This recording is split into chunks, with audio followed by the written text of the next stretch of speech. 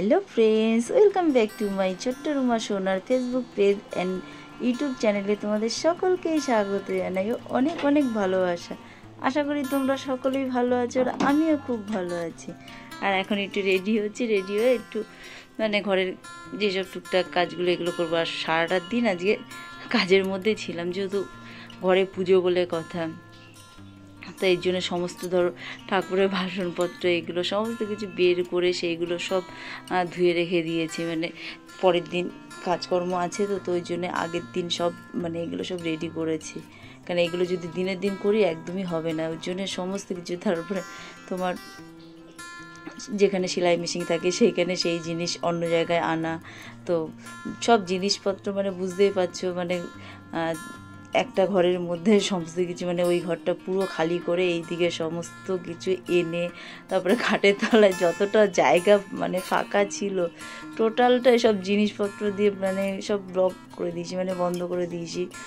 তো যেটুকু হাঁটা চলার জায়গা আছে সেইটুকুই জাস্ট রাখা, আর তোমার ওই ঘরটা টোটালটাই তোমার ফাঁকা করে দিয়েছি। যত যা পুজোর সব জিনিসপত্র ধুয়ে বাসন থেকে শুরু করে যা যাবতীয় লাগে সমস্ত কিছু সব ওই ঘরে পেপার বিছিয়ে সব রেখে দিয়েছি, নিচে পুরো ফাঁকা একদম।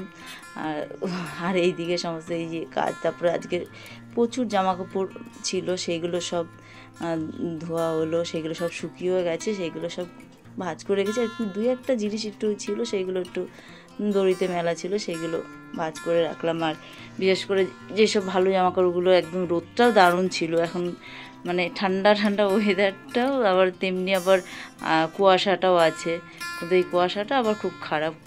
তো সকালের দিকে দেখতে দেখতে কখন টাইম কেটে যায়, কখন সময় হয়ে যায় তখন বোঝাই যায় না।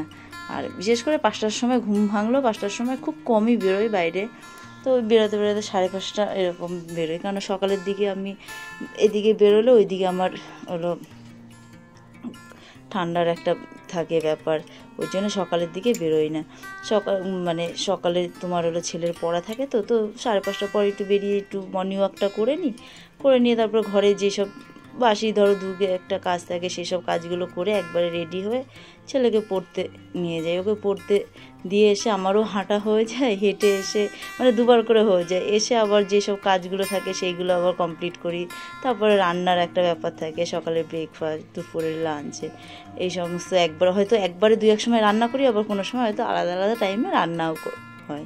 আর তার মধ্যে ধরো জামা কাপড় ধোয়ার ব্যাপার থাকলে বা ঘরের কাজ, এইসব জিনিসগুলো তো আছেই, ডেলি কাজকর্ম করা, তো এইসব জিনিসগুলো তোমার হলো বাকি থাকে। তারপরে এখন যেহেতু স্কুল আছে, হয়তো কোনো সময় হয়তো কাজ করতে করতে না অনেক সময় দেরি হয়ে যায়, তখন কী করি হয়তো তাড়াহুড়োটা লেগে যায়, সকালের হয়তো রান্না আবার স্কুলের জন্য টিফিন করে দেওয়া এইসব জন্যে না, তখন কী করি সকালের দিকে হয়তো ভাতটা করলে তখন সেটা খেতে যায় না, তখন একবার হয়তো রুটি হোক পরোটা হোক এইসব হয়তো করলাম, আর একটাই তরকারি করলাম, তখন সেটা ওর টিফিনও হয়ে গেলো, সকালে টিফিনটাও হয়ে গেল।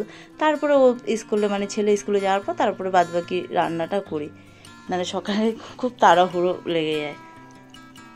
তারপরে তো দেখো বাইরের আবার এদিকে পাখিগুলো আছে, ওদের আবার খেতে দিই, বদ্যি পাখিগুলো, তারপর গাছগুলো যে ধরবো সেই গাছগুলো ধরার টাইমই হচ্ছে না, সময় পাচ্ছি না। তো এর মধ্যে আবার বাড়িতে গেছিলাম, বাড়িতেও ঘুরে আসলাম, সব কিছু কি সময়ের মধ্যে হঠাৎ বাড়িতে যাওয়া, হঠাৎ ঘুরে আসা, আবার এসে আবার বাড়িতে আবার কাজকর্মের মধ্যে লেগে যাওয়া, আবার এই ছেলেকে সন্ধ্যাবেলা ধরো পড়তে দিয়ে আসা, আবার রাতের দিকে আনতে যাওয়া, এই সমস্ত জিনিসগুলো আছেই। যাই হোক, ব্লগটা যদি তোমাদের ভালো লাগে তাহলে লাইক, শেয়ার, সাবস্ক্রাইব অবশ্যই করো। তোমরা ভালো থেকো, সুস্থ থেকো, গুড বাই। দেখা হচ্ছে নতুন একটা ব্লগের সাথে।